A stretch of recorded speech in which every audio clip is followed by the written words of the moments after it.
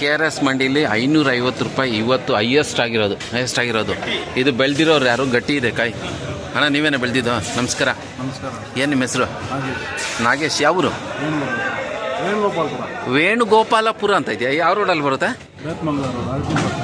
ಬೇತ್ಮಂಗ್ಳೂರು RT Mavalli ಆ ಕಡೆ ಬರುತ್ತೆ. 550 ರೂಪಾಯಿ ನಿಮ್ಮದೇ ಹೈಯೆಸ್ಟು. ಹೆಂಗೆ ಅನ್ನಿಸ್ತಾ ಇದೆ? ನೀವೊಂಥರ ಚಾಂಪಿಯನ್ ಇದ್ದಂಗೆ ಇವತ್ತು. ನಿಮ್ಮ ಐಟಮು ನೀವು 500 ಎಷ್ಟು ಬಾಕ್ಸ್ ತಂದಿದ್ರಿ? ಯಾವುದಿದು? ಅದಕ್ಕೆ ಅಂತ ಹೇಳ್ಬಿಟ್ಟು 73 ಬಾಕ್ಸ್ ಬಂದಿದೆ. ಎಷ್ಟನೇ ಕೊಯ್ಲು ಇದು? ಎರಡನೇ ಕೊಯ್ಲು. ಚೆನ್ನಾಗಿ ಬಂದಿದೆ ಅಣ್ಣ.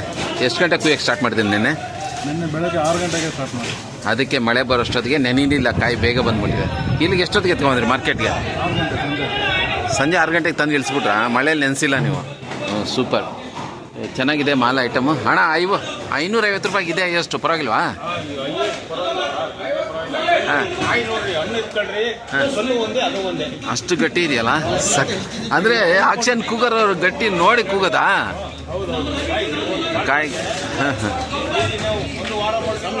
ಹಿಂಗೆ ಇರೋದು. ಹೌದಾ?